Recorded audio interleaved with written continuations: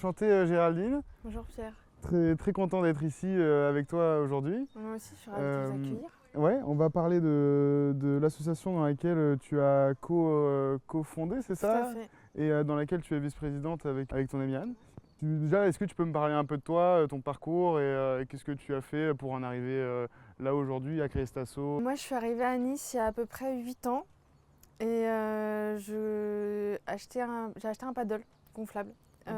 Voilà. Et donc, j'ai commencé à aller faire du paddle et je me suis rendu compte qu'il y avait beaucoup de déchets qui flottaient sur l'eau. Ah oui, Moi, à la base, je suis plutôt naturopathe et massothérapeute, donc je travaille plutôt sur sur le corps humain. sur le corps humain, la santé, voilà, mais qui est quand même fortement, étroitement lié à l'écologie, à l'environnement, là, voilà. Ouais. Et donc en faisant ces balades, j'ai rencontré aussi Anthony avec qui j'ai créé l'asso. Ouais. On faisait du paddle tous les deux, on a sympathisé et puis à force d'aller faire des balades, on a ramassé des déchets qu'on posait sur les paddles dans des coins un peu paradisiaques comme Saint-Jean-Cap-Ferrat et j'avais aucune idée de la pollution qu'il pouvait y avoir sur l'eau étant donné que moi je venais de Paris. Donc j'avais pas d'idée qu'il y avait autant de pollution sur les criques, sur l'eau, Déjà des sur bouteilles l'eau, qui flottaient, voilà exactement. Ah ouais. Des... Alors sous l'eau, n'en parlons pas. Alors quoi. sous l'eau on n'en parle pas, voilà, ça c'est ce qu'on voit pas.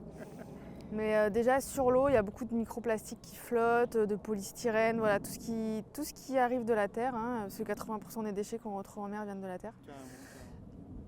Donc on s'est dit qu'à deux on n'allait pas réussir à faire grand chose avec nos petites mains et qu'il fallait qu'on crée une asso pour fédérer du monde autour de ce projet. Voilà, de cette envie d'aller ramasser des déchets en paddle. Génial, c'est vraiment venu comme ça, entre deux potes. vous C'est êtes venu dit, entre deux let's- potes let's super go. rapidement. Ouais, on s'est dit let's go, on crée une asso, on va fédérer du monde, on va organiser des nettoyages tous ensemble. Et en plus, vous êtes la seule asso Non, alors on veut pas changer le monde et révolutionner Non, la mais bien sûr. Méditerranée. Mais déjà la Mais Méditerranée. faire au un moins. geste voilà, à son niveau, on peut tous agir et du coup voilà, c'était l'idée. On ne veut pas se plaindre en permanence et rester inactif.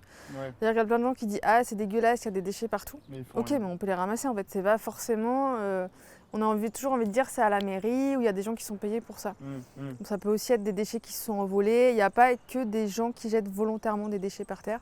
Oui. Et si c'est le cas, parfois c'est aussi par manque de sensibilisation à la base. Ouais. Donc voilà, on peut tous agir à notre niveau. Et on ne doit pas rester dans le canapé à toujours se plaindre. Ah, nanana. Comment vous réalisez vos actions? Est-ce que vous avez des gens qui vous aident à financer vos sorties en mer?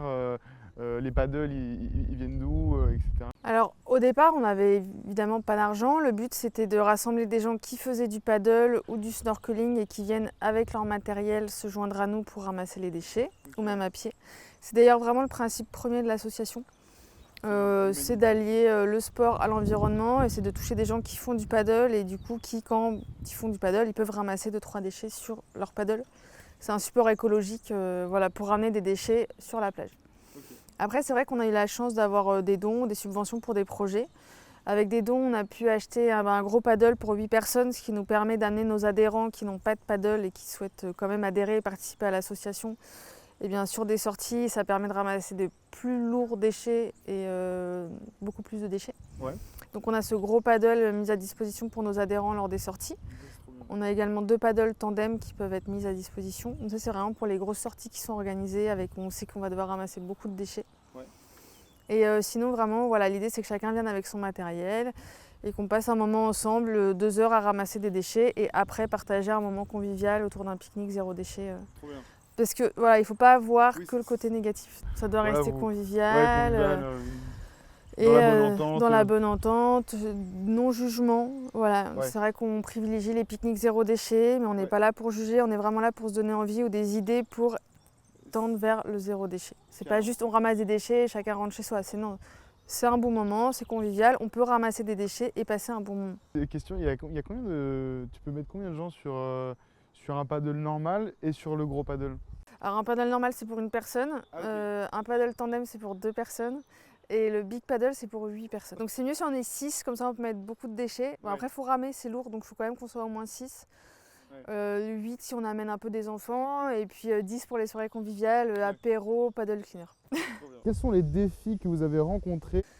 Les défis, je pense que c'est toute l'organisation et d'avoir des bénévoles réguliers qui viennent à nos côtés.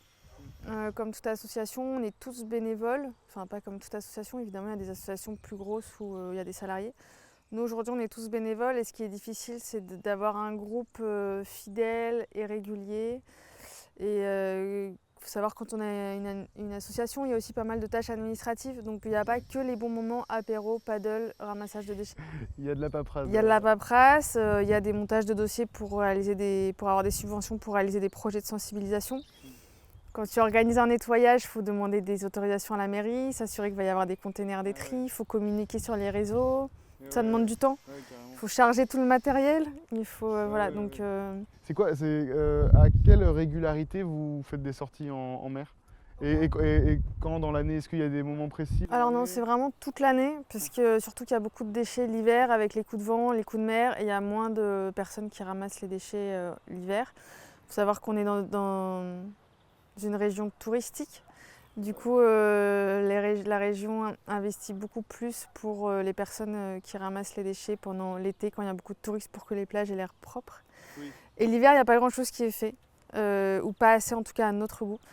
Et l'hiver, il y a quand même beaucoup de déchets qui arrivent et qui restent sur les criques et sur les plages, qui sont ramenés voilà, dès qu'il y a de la pluie, via les avaloirs, tout ça, ça ramène tous les déchets en mer. Du coup, nous, on est vraiment actifs toute l'année et on essaye d'organiser au moins une sortie de nettoyage par mois. Ok. Selon la météo et nos dispos, bien sûr. Et en été, j'imagine, c'est quand même un peu plus ou Eh bien non, en été, on est beaucoup plus sur des missions de sensibilisation. On est présent sur des festivals, sur des stands, pour vraiment sensibiliser tous les gens qui sont là à la problématique des déchets et toucher un plus large public. Ok, ouais. Parce que voilà, aussi l'été, comme je te dis, il y a plus de personnes qui sont employées par la ville pour nettoyer les plages. Donc vous pouvez vous abstenir et sensibiliser davantage. On préfère sensibiliser davantage et puis comme tu sais, comme la logistique ici, se garer, aller en bord de mer, tout est payant. Les mairies ne nous aident pas vraiment pour nous laisser des places gratuites pendant l'été, pendant nos nettoyages. Voilà, on n'a pas de local, on n'arrive pas à trouver de local qui nous soit prêté par les municipalités sur lesquelles on est très actif depuis 6 ans. Ouais. Voilà, du coup, on fait comme on peut et l'été un peu moins présent sur sur les opérations de nettoyage et beaucoup plus sur les missions de sensibilisation. Vous faites des trucs dans les écoles justement où vous allez on va dans les écoles, on a des projets, on colorie autour des avaloirs avec des craies pour que les enfants ils sensibilisent les passants au fait que jeter dans les avaloirs ou dans les trottoirs, c'est des conduits qui vont en mer. Il n'y a pas des réseaux séparés partout qui partent en station d'épuration. Okay, ouais. Tous ces réseaux-là, ils sont faits pour évacuer les eaux de pluie, pas pour évacuer les déchets. Ouais. Donc ça, on sensibilise avec les enfants. Et voilà, l'idée, c'est vraiment d'être beaucoup plus sur des missions de sensibilisation.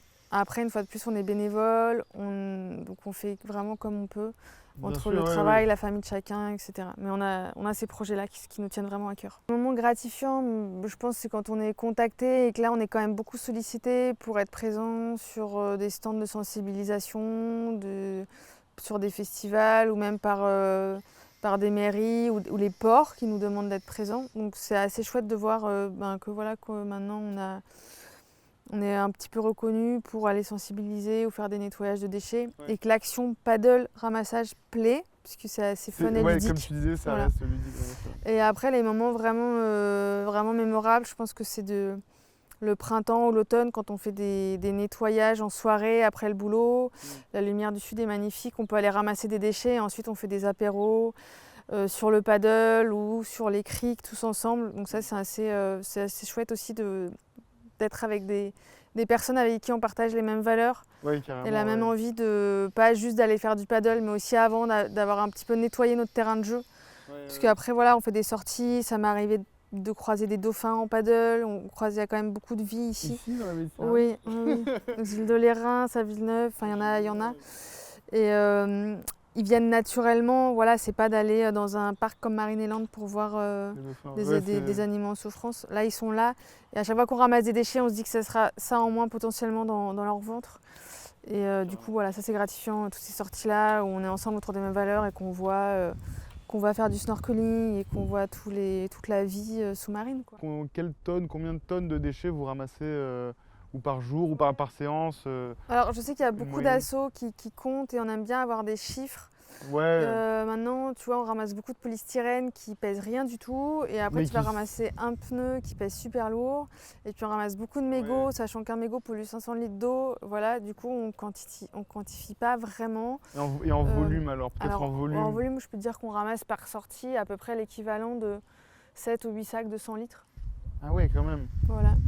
Ça reste beaucoup quand même. Ouais, ça reste beaucoup. Il y a les gros objets, on a trouvé des batteries de voitures et tout ça, vraiment. Des moteurs, bon ça part sur le paddle, donc je vais pas te donner le poids, ça serait pas intéressant. Ce qui est fou, c'est de se dire qu'on ramasse tout ça dans l'eau. Mais voilà, on ramasse quand même beaucoup trop de déchets. Ouais. C'est un peu comme les gens qui font la pêche à l'aimant.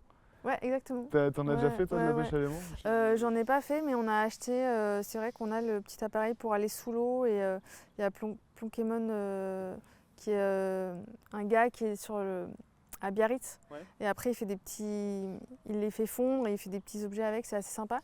Et du coup on a discuté avec lui, il nous a donné envie de le faire. Et du coup, on va développer ça avec les apnéistes pour aller ramasser tous les plombs de pêche. Ah ouais, ok. Mais à Paris, il y a un petit garçon qui fait ça aussi dans la Seine avec sa canne à pêche. Il a un plomb et il remonte tout. Comment pouvons-nous adhérer à Paddle Cleaner? Comment Alors, on peut vous retrouver? vous pouvez nous retrouver sur les réseaux sociaux, Facebook, Instagram, le site internet www.paddlecleaner.fr et là il y a un petit onglet adhésion qui renvoie sur Hello Asso pour adhérer à l'association et faire partie du coup de nos nettoyages, de nos réunions, nos sorties. Vos sensibilisations. Exactement. Voilà. Ok, trop bien. Après on est une asso jeune ouverte à toute proposition, si ça correspond un peu à l'idée de Paddle Cleaner, voilà, que chacun peut venir et proposer un projet aussi pour développer l'asso ou pour créer quelque chose de nouveau, nous aidera. Ok, trop bien. Bah, je trouve ça super, c'est dynamique et puis c'est un beau projet, c'est ambitieux. Ouais. Et c'est grâce à vous que du coup ces gens-là sont mis en lumière aussi et c'est hyper important. Donc c'est un très chouette projet et c'est un projet dynamique, on aime beaucoup. On en a besoin. Merci Géraldine.